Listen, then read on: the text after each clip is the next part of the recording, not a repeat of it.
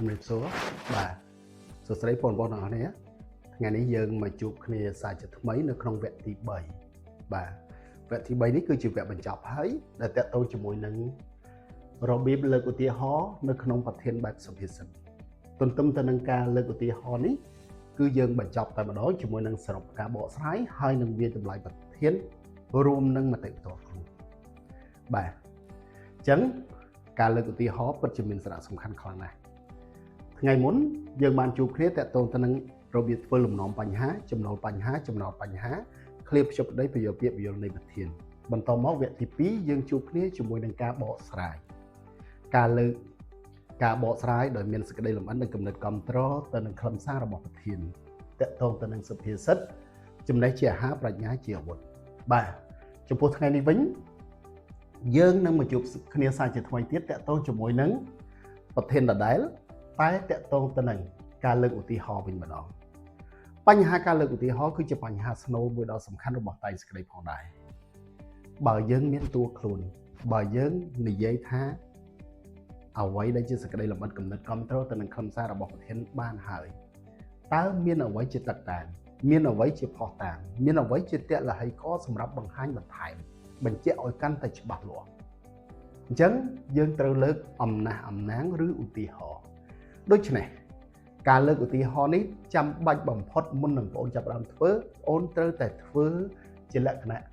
សង្ខេបរួម brainstorm ទៅលើខ្លឹមសារនឹងឲ្យច្បាស់សិនថា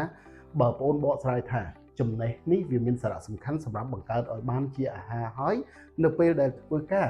មានបញ្ហាគឺបងប្អូនប្រើប្រាស់នៅអាវុធមួយដើម្បីជាប្រាជ្ញាមួយនោះគឺដោះស្រាយប្រកបដោយប្រសិទ្ធភាពប្រកបដោយភាពល្អប្រសើរជាមធ្យោបាយមួយដែលនាំមកនូវភាពជោគជ័យហើយអញ្ចឹងបងប្អូនសំអាងលើអីសំអាងលើអំណះអំណាងមកបញ្ជាក់អញ្ចឹងតើកាលណាគេប្រើពាក្យថាសំណះអំណះអំណាងមកបញ្ជាក់មានន័យថាប្រធានសុភាសិតនេះគេអត់កំណត់លើកឧទាហរណ៍ទេប្រសិនបើក្នុងករណីត្រូវចាំណាប្រសិនបើគេដាក់ថាចូលពន្យល់ដោយលើកអំណះអំណាងក្នុងអក្សរសិល្ប៍មកបញ្ជាក់នោះមានន័យថាប្រធាននេះគឺគេតម្រូវឲ្យលើកអំណះអំណាងដែលជាឧទាហរណ៍ហ្នឹងតែអក្សរសិល្ប៍ទេណាតែអក្សរសិល្ប៍ទេប៉ុន្តែប្រសិនបើក្នុងករណីគេអត់កំណត់ឧទាហរណ៍ទេបែរជាប្រើពាក្យថាអំណះអំណាងមកបញ្ជាក់ពាក្យថាអំណះអំណាងគេអត់សង្កត់ធ្ងន់ទៅលើឧទាហរណ៍ផ្នែកណាមួយទេមិនកំណត់ឧទាហរណ៍ទេអញ្ចឹងគឺយើងត្រូវមើលទៅតាមខ្លឹមសាររបស់ប្រធានវិញបងប្អូនឥឡូវនៅក្នុងនេះចំណេះជាអាហារប្រាជ្ញាជាអាវុធខ្ញុំសួរថាតើខ្លឹមសាររបស់ប្រធាននេះចំណេះដឹងហើយនឹងប្រាជ្ញានេះមនុស្សអ្នកប្រើឬសង្គមអញ្ចឹងបើសិនជាក្នុងករណីតកតងទៅនឹងមនុស្សឧទាហរណ៍ជាទូទៅឲ្យតែតកតងខ្លឹមសារបញ្ហារបស់មនុស្សពិតជាក់ស្ដែងនៅក្នុងសង្គមនោះឧទាហរណ៍គេលើកតែពីរទេគឺឧទាហរណ៍នៅក្នុងសង្គមហើយនិងឧទាហរណ៍នៅក្នុងអក្សរសិល្ប៍បាទប៉ុន្តែប្រសិនបើក្នុងករណីប្រធាននេះខ្លឹមសាររបស់ប្រធានតាក់ទងទៅនឹងបញ្ហាសង្គមណាឬក៏សង្គមជាក់ស្ដែងឬសង្គមបច្ចុប្បន្នអីចឹងទៅឬមួយក៏វឌ្ឍនភាពភាពរីកចម្រើនរបស់សង្គមឬអនុភាពរបស់សង្គមបញ្ហាដែលតាក់ទងទៅនឹងខ្លឹមសារវប្បធម៌ប្រពៃណីផ្សេងៗដែលតាក់ទងទៅនឹងសង្គមជាតិប្រធាននោះបើអត់កំណត់ឧទាហរណ៍ទេប្រកបណាស់គឺឧទាហរណ៍ចែកចេញជា3គឺឧទាហរណ៍ក្នុងសង្គមឧទាហរណ៍ក្នុងប្រវត្តិសាស្ត្រហើយនឹងឧទាហរណ៍ក្នុងអក្សរសិល្ប៍ប៉ុន្តែនៅក្នុងនេះចំណេះជាអាហារប្រាជ្ញាជាអាវុធនេះគឺសំដៅទៅលើចំណេះដឹងរបស់មនុស្សដែលយកទៅប្រើប្រាស់បង្កើនបានជាអាហារហើយនៅពេលដែលប្រើប្រាស់ចំណេះដឹងនោះមានបញ្ហាប្រាជ្ញាគឺជាមធ្យោបាយដ៏សំខាន់ជាអាវុធមួយដ៏ល្អក្នុងការជួយដោះស្រាយឲ្យមានប្រសិទ្ធភាពទៅលើការស្រាយបញ្ហានោះអញ្ចឹងគឺមនុស្សជាអ្នកប្រើដូច្នេះក្នុងករណីនេះអូនអាចចំណាំបានថាគឺឧទាហរណ៍មានតែសង្គមហើយនឹងអក្សរសិល្ប៍បានទេតែមិនទូទៅទេណាបងប្អូនពេលខ្លះ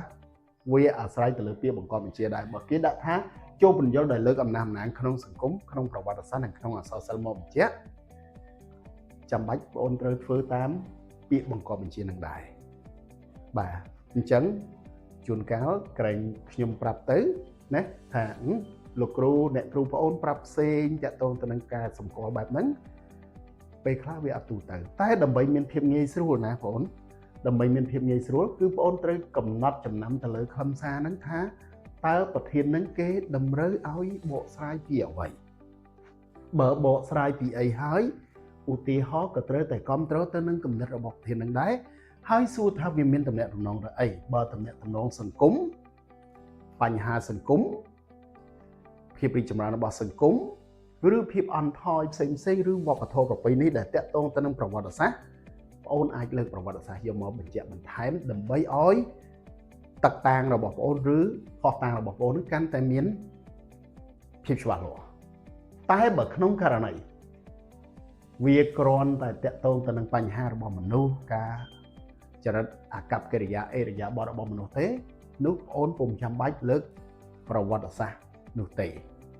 ជាក់ស្ដែងនៅក្នុងប្រធាននេះអញ្ចឹងយើងអាចប្រើពាក្យថាក្រោយពីយើងបកស្រាយចប់ហើយយើងថាជាក់ស្ដែងណាជាក់ស្ដែង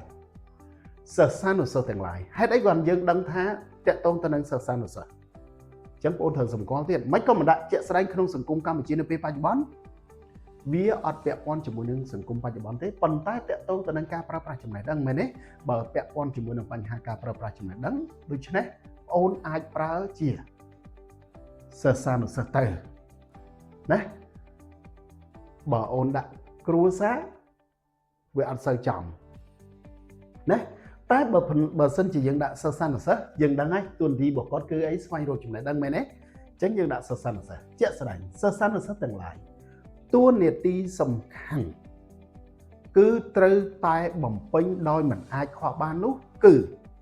ពេលដែលមានវ័យចម្រើនអាចទទួលបានការសិក្សារៀនសូត្រហើយឪពុកម្ដាយឬអាណាព្យាបាលទាំងឡាយត្រូវតែបញ្ជូនកូនទៅណាទៅសិក្សាទៅរៀនសូត្រដើម្បីទទួលបានអីខ្លះចំណេះដឹងទទួលបាននៅបទពិសោធន៍ជីវិតទទួលបាននៅបំណិនផ្សេងទទួលបាននៅការអប់រំទាំងចំណេះដឹងទូទៅទាំងសិលធម៌គុណធម៌អរិយាបថផ្សេងហើយនៅពេលដែលពួកគេបញ្ចប់នៅការសិក្សារៀនសូត្រហើយនោះទទួលបានចំណេះដឹងពិតប្រាកដហើយនោះយកទៅអនុវត្តនៅក្នុងការប្រើប្រាស់ប្រចាំថ្ងៃនោះគឺការបំពេញការងារផ្សេងទៅតាមចំណេះដឹងនិងចំណេះជំនាញទាំងឡាយដែលទទួលបានមក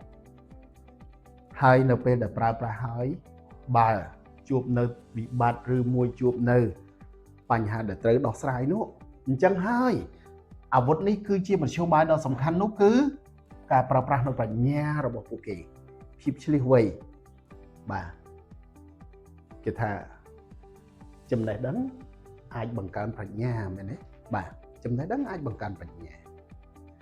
ភាពហានខ្លាធ្វើឲ្យមនុស្សអាចទទួលបាននូវភាពជោគជ័យដែរវាក៏ជាចំណែកមួយដែរ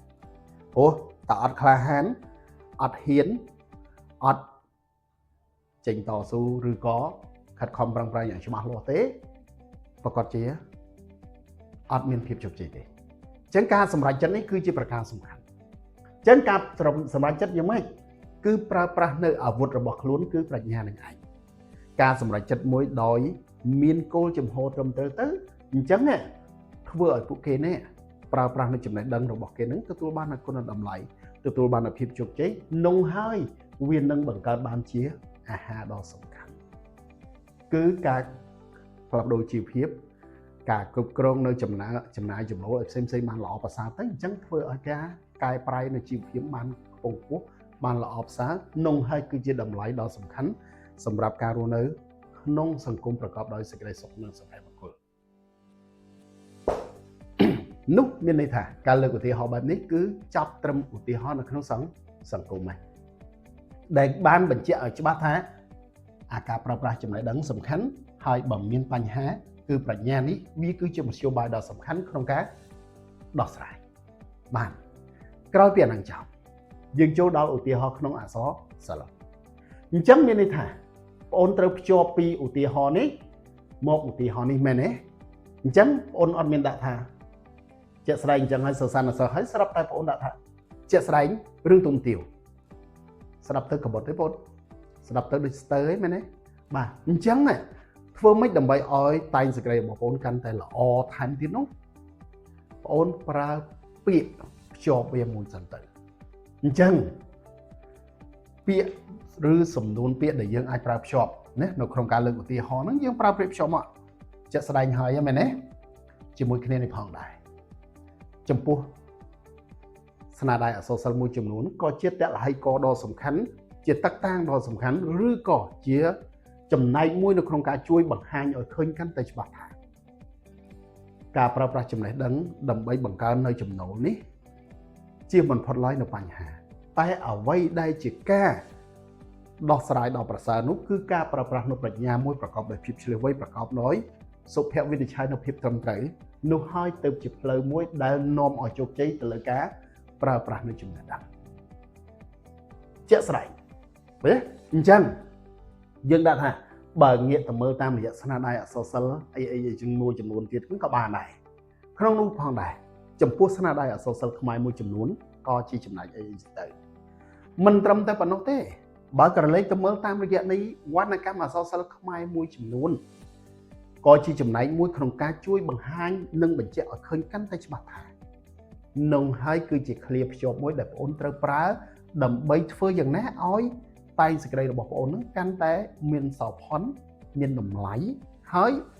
ភ្ជាប់បានល្អសម្រាប់ទាក់ទាញដល់អ្នកអានអ្នកកែនឹងកាន់តែមានប្រសិទ្ធភាពបន្តមកបងអូនត្រូវគិតតទៅទៀតតើឧទាហរណ៍អក្សរសិល្ប៍អូនត្រូវគិតធ្វើម៉េចបាទតាមអត្រាកំណែជាទូទៅសម្រាប់ប្រឡងមធ្យមសិក្សាទុតិយភូមិជារៀងរាល់ឆ្នាំការលើកឧទាហរណ៍នេះវាភាគច្រើនតកតងទៅនឹងអក្សរសិល្ប៍3បែបគឺទី1អក្សរសិល្ប៍ប្រជាប្រិយទី2អក្សរសិល្ប៍បុរាណទី3អក្សរសិល្ប៍ទំនើបនេះសម្រាប់ប្រធានបែបទូទៅឬសុភាសិតបែបនេះតែប្រសិនបើប្រធានបែបទ្រឹស្ដីអក្សរសិល្ប៍ឬក៏អក្សរសិល្ប៍រឿងដែលគេហៅថាទម្រង់បិទនោះអាហ្នឹងយើងលើកតែរឿងហ្នឹងទៅទម្រង់បិទមែនទេបាទប៉ុន្តែបើសិនជាតកតងទ្រឹស្ដីអក្សរសិល្ប៍ឧទាហរណ៍អក្សរសិល្ប៍ជាកញ្ចក់ឆ្លុះបញ្ចាំងពីទស្សនវិជ្ជាសង្គមអក្សរសិល្ប៍ជាកម្រងឯកសារស្ដីពីជីវិតអីចឹងទៅអាហ្នឹងយើងលើកបានច្រើនរឿងមែនទេប៉ុន្តែលើកបានច្រើនរឿងនេះយើងត្រូវមើលទៅលើខ្លឹមសាររបស់ប្រធាននឹងដែរឧទាហរណ៍អក្សរសិល្ប៍ជាកម្រងឯកសារស្ដីពីជីវិតអញ្ចឹងពេលខ្លះឧទាហរណ៍ដូចរឿងប្រជាប្រិយខ្លះហ្នឹងក៏វាស្ដីពីជីវិតវាត្រូវដែរប៉ុន្តែរឿងខ្លះវាអត់សូវត្រូវចំទេអញ្ចឹងជួនកាលយើងអាចតែកាលណាស្ដីពីជីវិតអញ្ចឹងយើងអាចលើកតែអក្សរសិល្ប៍ទំនើបដែលតាក់ទងទៅនឹងអក្សរសិល្ប៍ខេមរនិយមក៏បានដែរមិនបាច់តាក់ទងទៅនឹងបុរាណអីអញ្ចឹងទៅព្រោះឧទាហរណ៍អក្សរសិល្ប៍បុរាណមួយចំនួនអត់ពាក់ព័ន្ធទេឧទាហរណ៍ដូចរឿងប្រវេសណអញ្ចឹងមិនសូវស្ដែងពីជីវិតពិតប្រហែលទេដោយសារអីដោយសាររឿងនោះគឺជារឿងបែបពុទ្ធនិយមសុទ្ធដែលនិយាយអំពីបំពេញទានបារមីរបស់អង្គព្រះពោធិសត្វដើម្បីទទួលបានការត្រាស់ដឹងដូច្នេះការបរិច្ចាគរបស់ព្រះអង្គហាក់មានភាពលើសលប់ដែលមនុស្សធម្មតាគឺអត់អាចធ្វើបានទេព្រះអង្គជាព្រះពោធិសត្វមិនចឹងបាទដូច្នេះបើលើករឿងនឹងថាជាកម្រងឯកសារស្ដីពីជីវិតដែរវាអត់សូវត្រូវទៅនឹងបរិបទនៅក្នុងខ្លឹមសាររបស់ប្រធាននឹងទេអញ្ចឹងយើងត្រូវតែលេខលោកថាបើកាលណាឯកសារស្ដីពីជីវិតចឹងជីវិតរស់នៅគឺជាទូទៅអក្សរសិល្ប៍ខេមរនិយមមូលហេតុអីអក្សរសិល្ប៍ខេមរនិយមជាស្នាដៃមួយដែលឆ្លុះបញ្ចាំងពីតថភាពសង្គមបាត់បញ្ហាជីវិតបញ្ហាការរស់នៅផ្សេងដែលទំនាក់ទំនងការរស់នៅរបស់មនុស្សទៅតាមសម័យកាលមួយដូច្នេះមានតែខេមរនិយមគឺត្រូវតែបើសិនជាក្នុងករណីប្រធានបែបនេះបាទឬក៏ប្រធានតាក់ទងទៅនឹងអត្ថបទតាក់ទងទៅនឹងបញ្ហាសង្គមណាបងអូនត្រូវតែផ្សារភ្ជាប់ទៅនឹងឧទាហរណ៍គឺអក្សរសិល្ប៍បែបប្រជាប្រិយអក្សរសិល្ប៍បុរាណហើយនិងអក្សរសិល្ប៍ទំនើបអ្វីជាអក្សរសិល្ប៍ប្រជាប្រិយបងអូនមើលអ្នកណាអាចឆ្លើយបានអក្សរសិល្ប៍ប្រជាប្រិយសំដៅលើកម្រងស្នាដៃ សរសិល្ប៍ទាំងឡាយណាដែលឆ្លងចេញឬក៏កើតចេញពីការនិយាយតគ្នាអត់មានអ្នកនិពន្ធច្បាស់លាស់អត់មានការកំណត់តែងច្បាស់លាស់ទេណាហើយជារឿងដែលពេញនិយមសម្រាប់ប្រជាជនប្រជារាស្ត្រនៅពេលដែលលោកយកមកនិទានតគ្នាអញ្ចឹងទៅណាបាទតែសួរថាឆ្លុះបញ្ចាំងពីជីវិតពិតទេរឿងខ្លះគឺបង្ហាញពីជីវិតដែរតែលោកប្រើសម្រាប់អីការកំដរការកំសាន្តភាពសប្បាយរីករាយបន្ទាប់ពីការបំពេញកិច្ចការនឿយហត់អីចឹងទៅបាទអក្សរសិល្ប៍បុរាណអក្សរសិល្ប៍បុរាណនេះបើមែនតើទៅបើនៅក្នុងកម្មវិធីសិក្សាថ្នាក់ទី12យើងភាគច្រើនគឺតាក់ទងជាមួយនឹងតាក់ទងជាមួយនឹងឧទាហរណ៍ដូចរឿងប្រវេសន្តររឿងសវណ្ណសាមអញ្ចឹងទៅអាហ្នឹងគេចាត់ទុកថាអក្សរសិល្ប៍បុរាណទេដែលកើតតាំងពីសម័យពុទ្ធកាលមកដែលយើងអត់ដឹងច្បាស់ពេលវេលាអញ្ចឹងទៅរឿងរាមកេរ្តិ៍ហ្នឹងពិតមែនតែយើងច្បាស់ថាពេលវេលាថាសតវត្សទី12 13អីណាអញ្ចឹងក៏ប៉ុន្តែរឿងនេះក៏ស្ថិតនៅក្នុងកំឡុងអតីតកាលមួយយូរអង្វែងមុនសង្គ្រាមលោកលើកទី2អញ្ចឹងយើងអាចចាត់ទុកថាអក្សរសិល្ប៍បុរាណតែបើអក្សរសិល្ប៍ទំនើបនេះជាទូទៅគឺអក្សរសិល្ប៍ខេមរនិយមឬក៏បែបប្រឡោមលោកដែលត្រូវបានបង្កើតនៅក្រោយនេះទេបាទអញ្ចឹងត្រឡប់មកវិញបាទត្រឡប់មកវិញតើអក្សរសិល្ប៍ប្រជាប្រិយយើងគិតត្រូវគិតមើលលើខ្លឹមសារចំណេះជាអាហារបញ្ញាជាអាវុធប្រសិនបើបងប្អូនដាក់រឿងណាដែលចាត់ទុកថាការប្រើប្រាស់ចំណេះហើយគាត់មានភាពឆ្លៀសវៃប្រើប្រាស់នៅប្រាជ្ញាដោះស្រាយបញ្ហាទៅគាត់ទទួលបាននូវគុណតម្លៃគឺជាមនុស្សដែលមានជីវភាពផ្លាស់ប្ដូរល្អប្រសើរហើយមានតម្លៃทางសង្គម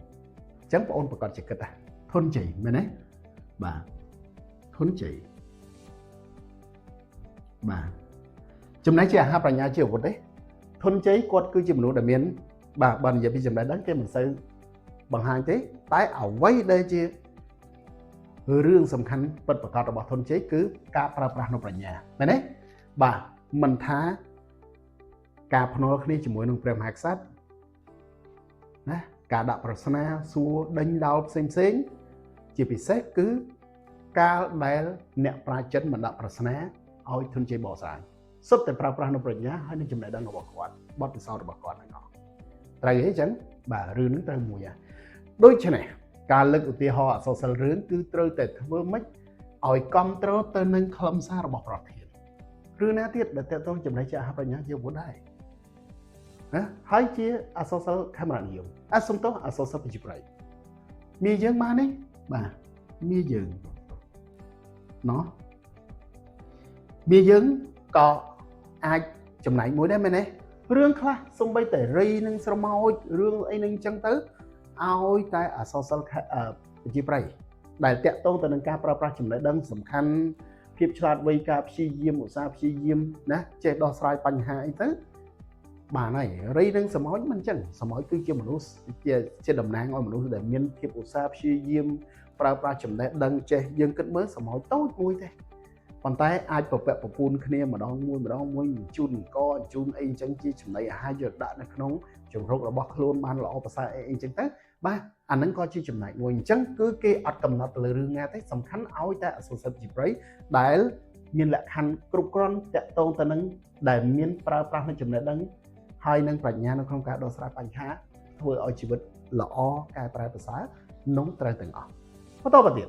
អក្សរសិល្ប៍បុរាណរឿងណាចំណេះជាអាហារប្រាជ្ញាជាអាវុធបាទមិនសូវមានទេមែនទេបាទពេលខ្លះដាក់រឿងរាមកេរ្តិ៍ក៏បានដែរមែនទេអញ្ចឹងអាចថារាមកេរ្តិ៍ប្រវេសន្តរអញ្ចឹងទៅប៉ុន្តែដោយសារតែនៅក្នុងនេះ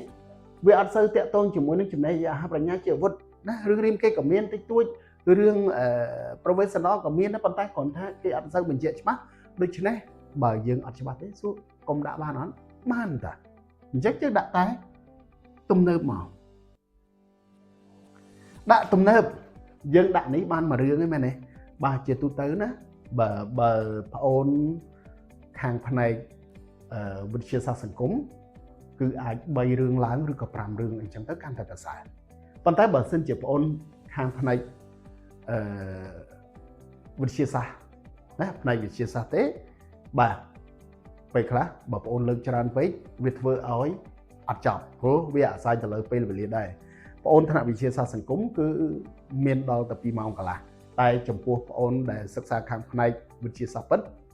យើងមានតែ1ម៉ោងកន្លះទេដូច្នេះបើប្អូនលើកច្រើនរឿងពេកធ្វើឲ្យតែងសេចក្តីប្អូនអត់ចប់ដល់ចុងដើម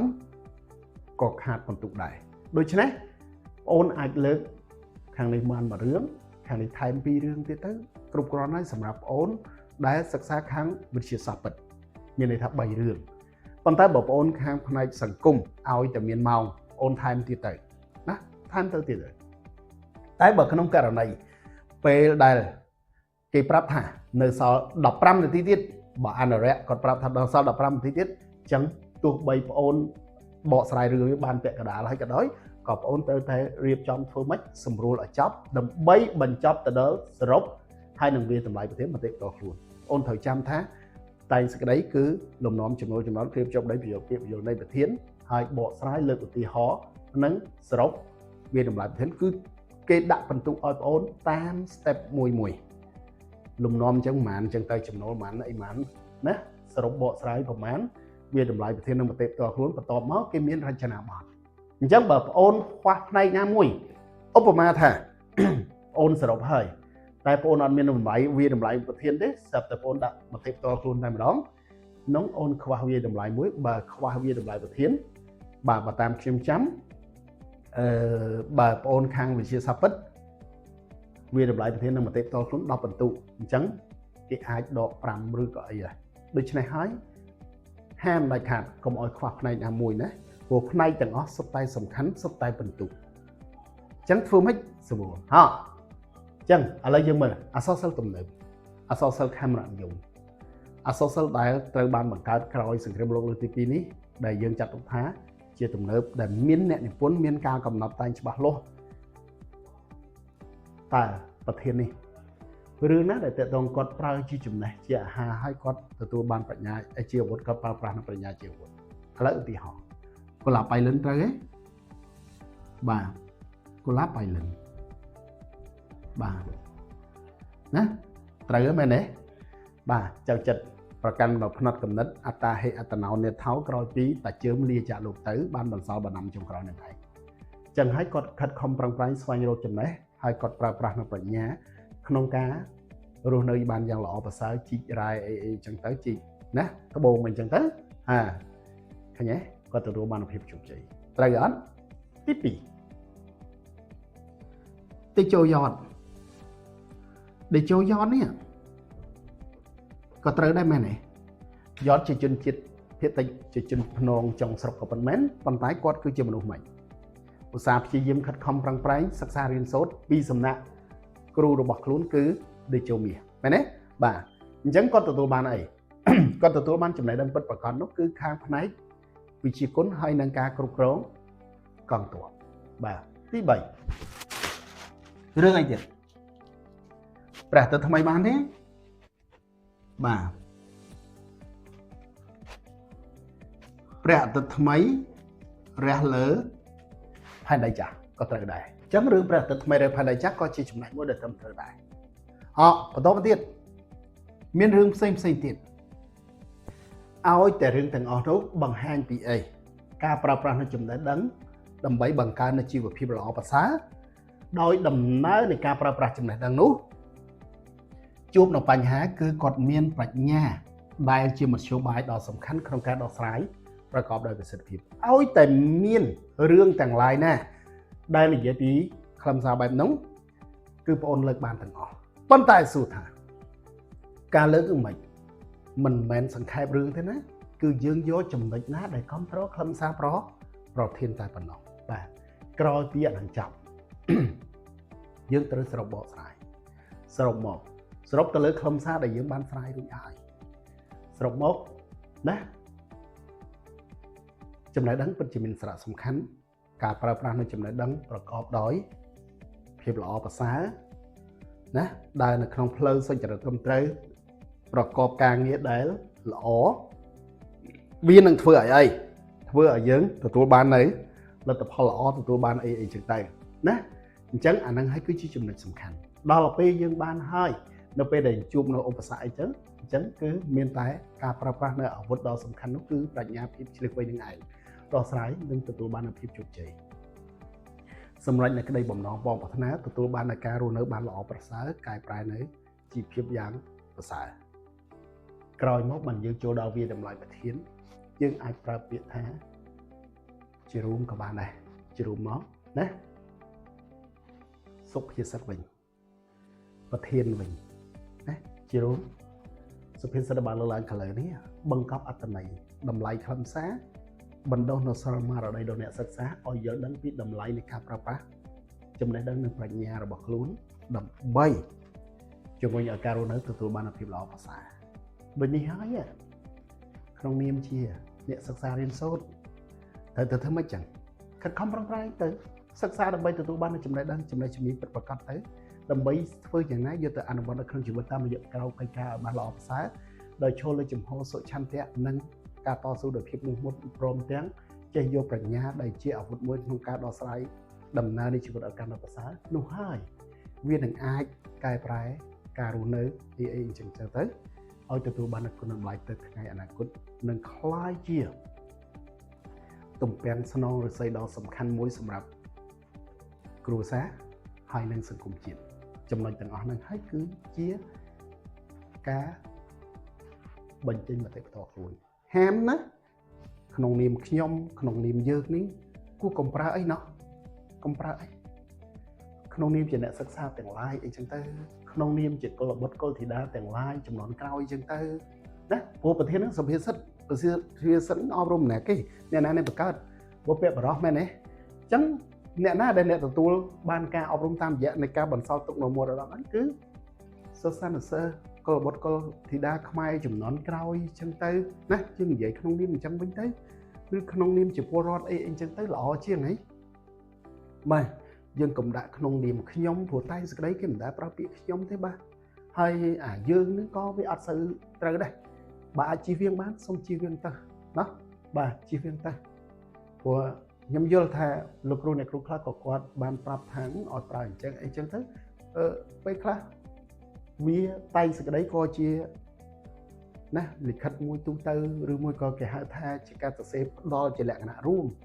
បើផ្ដល់ជាលក្ខណៈរួមហើយការបញ្ចេញយោបល់គេបញ្ចេញយោបល់រួមដែរមិនមែនសំដៅទៅលើខ្លួនយើងទេណោះបាទអញ្ចឹងយើងសន្មតថាសម្ដីតែងសក្តីរបស់យើងដែលតទៅនឹងសុភាសិតនេះគឺក្នុងវគ្គទី1វគ្គទី2ឥឡូវវគ្គទី3នេះត្រូវបានបញ្ចប់ដោយជាស្ថាពរហើយសង្ឃឹមថាអ្វីដែលខ្ញុំបានយកមកបង្ហាញនេះបានចូលរួមចំណែកសម្រាប់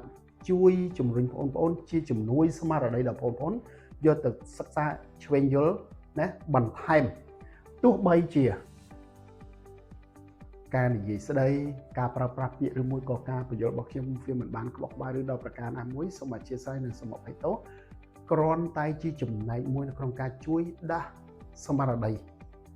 ដល់បងប្អូនយុវជនយុវនារីទាំងឡាយដែលជាសិស្សានុសិស្សជាពិសេសគឺបងប្អូនដែលត្រៀមប្រឡងបាក់ឌុបនៅក្នុងឆ្នាំនេះណាជាកតិមួយសម្រាប់បងប្អូនយកទៅវែកញែកយកទៅឆ្វេងយល់បន្ថែមសម្រាប់ឲ្យការសរសេរតែសេចក្តីរបស់បងប្អូនក្នុងការប្រឡងណាទទួលបានភាពជោគជ័យបាទជូនពរបងប្អូនទាំងអស់គ្នាសូមឲ្យសម្រេចបំណងបងប្អូន